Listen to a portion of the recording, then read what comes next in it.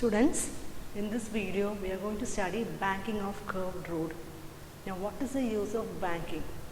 Now in the previous video we studied that when an object travels in a circular path, it is the friction provided to the tires which provide necessary centripetal force. And if the friction provided is less, what happens? Definitely the object will be thrown out of its track, isn't it? But you know, you have studied the disadvantages of friction in lower class. What is the disadvantage? Friction produces wear and tear. So if the tires, if a huge amount of friction is provided, what happens? Definitely the tires will get damaged very fast. So in order to avoid such a situation, the curved roads are banked. Now what is the meaning of banked? This actually, if you look at this diagram, you can see this is the inner portion of the road, curved road, and this is the outer portion. Okay. Now you can see that the outer portion of the road is slightly elevated when compared to the inner portion, isn't it? This is what we call banking, banking of curved road. The system of raising the outer edge, that is this, of the curved road along to the inner edge, above the inner edge, is what we call banking of curved road. And this, what is the advantage is that once the road is banked, along with friction, there is a component of normal reaction which provides centripetal force. So effect will be more. Now this is the diagram which represents the banking of curved road of a car. So this is our curved road. Okay. This is our curved road, and compared to the inner edge, the outer edge is slightly elevated. So this is banked road, and a car having weight mg is traveling through the road, and the weight of the car is acting normally downwards. Now since it is elevated or inclined, what happens is that normal reaction, that is R, is making an angle theta with the normal. Okay, the normal reaction is making an angle theta with respect to the normal. Okay, so I am going to resolve the resultant into two, that is the vertical component, that is r cos theta, and the horizontal component r sin theta. So the resultant of r is r cos theta and r sin theta. Now if you look into this diagram, you can see r sin theta is directed towards this side, which means it is directed towards the center of the road. So r sin theta is the component of normal reaction which provides the centripetal force. So the component of normal reaction r sin theta is providing centripetal force along with what? Along with the friction between the road and the tire. Now if you look into the diagram, you can see friction is acting downwards. This is the elaborated section of this figure. So vertical is acting downwards and it is making an angle theta with the normal. So I am going to resolve into two components, horizontal component and vertical component acting downwards, that is f cos theta and f sin theta, like before. So there are two things which is acting towards the center. One is the r sin theta component of the normal reaction, and second one is the f cos theta. It is also directed towards the center. So it is also providing some centripetal force to the tires. Okay. And also if you look into this diagram, you can see weight of the car is acting vertically downwards. Along with the weight, the component of friction f sin theta is also acting downwards, and normal reaction component r is acting upwards, that is the r cos theta component.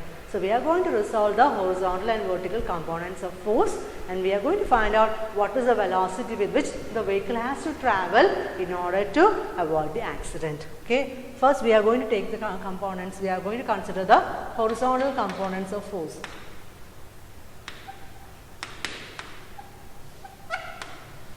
Equating the horizontal components of force. Which are the horizontal component? It is r sin theta and f cos theta. And what are they doing? They are directed towards the center. So they are providing centripetal force. So we can write r sin theta plus f cos theta is equal to mv square by r. Why we are writing mv square by r? Because it is providing the necessary centripetal force. Okay. Next, we are going to equate the vertical components of force. Equating the vertical components. Which are the vertical components here? It is r cos theta acting upwards. So, r cos theta is equal to what will we get? What is acting downwards vertically? It is mg and f sin theta. So, we can write it as mg plus f sin theta, or I am going to bring the f sin theta term this side. So, I will get r cos theta minus f sin theta is equal to m into g. This is equation number 2.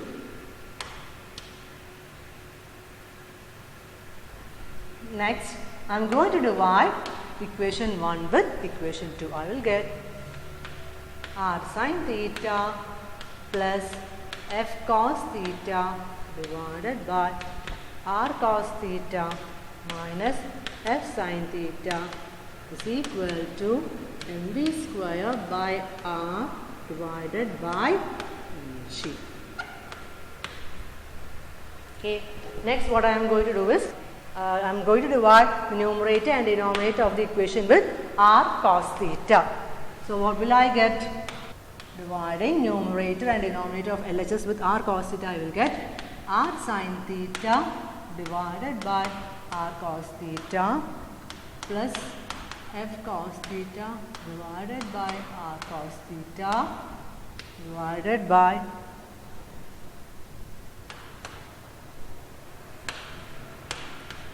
r cos theta divided by r cos theta minus f sin theta divided by r cos theta is equal to m and m got cancelled. So, we will get v square divided by rg. Now, we know sin by cos is tan theta, and also f is equal to mu r, or f by r is equal to mu. So, the above equation can be written as r and r will cancel. Sin by cos is tan theta plus f by r is mu. Cos theta and cos theta will get cancelled, divided by 1 minus mu tan theta, which is equal to v square divided by rg.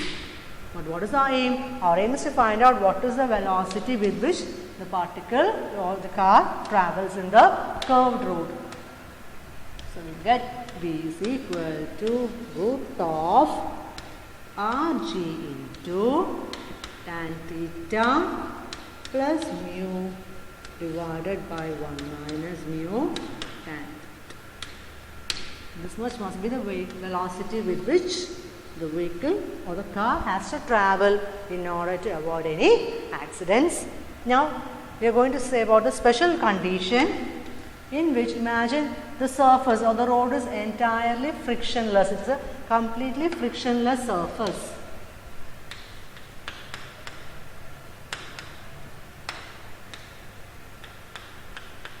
For a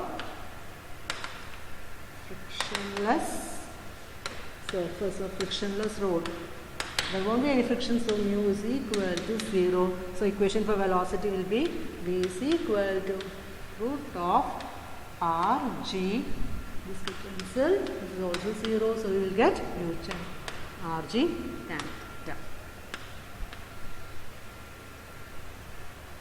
This is the maximum velocity with which the vehicle has to travel. There is no friction. Next is the last topic in this chapter, that is bending of cyclists. Now, if boys, especially boys, if you have seen cycle race or bike race, you must have seen when there is a certain turn, what does the biker do? He will lean towards the inner side of the road, isn't it? Now, why is he doing that? It is only because we know bike has or cycles have only 2 tires.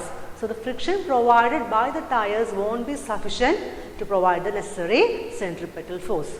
So, there must be some other factor also which helps friction and balances the centripetal force required. For that, what does the cyclist do or the bike racers do? They will bend inward. Okay, this is a track. Cyclist will be bending inward. Now making an angle theta with the vertical. Okay, so what happens is that whatever weight I am feeling, the normal reaction I am feeling is through the handle. So weight of the cycle will be acting downwards, and the normal reaction, since it is tilted and it's bended, will be making an angle theta with the vertical. Okay, now I can resolve into two components, that is the horizontal component r sin theta and the vertical component r cos theta. Now this is the inner region of the road, and the component r sin theta is directed towards the center, which means the component r sin theta is providing the necessary centripetal force for the cycle to remain in its track. So the vertical component, this r cos theta is acting upward, is balancing the weight. So we can write r cos theta is equal to mg, and the horizontal component provides the necessary centripetal force. So we can write r sin theta is equal to mv square divided by r. Now I am going to find out what is the value of velocity. So what must I do? This is equation 1, this is equation 2. So equation 2 by 1 gives r sin theta by r cos theta is equal to mv square divided by r divided by mg. Now sin by cos is tan theta is equal to v square divided by rg, or the velocity with which the vehicle has to travel is root of rg tan theta.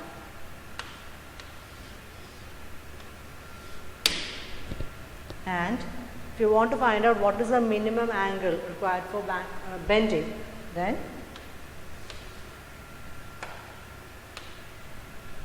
right, v square is equal, from this equation v square is equal to rg tan theta, or the minimum angle theta is equal to v square by rg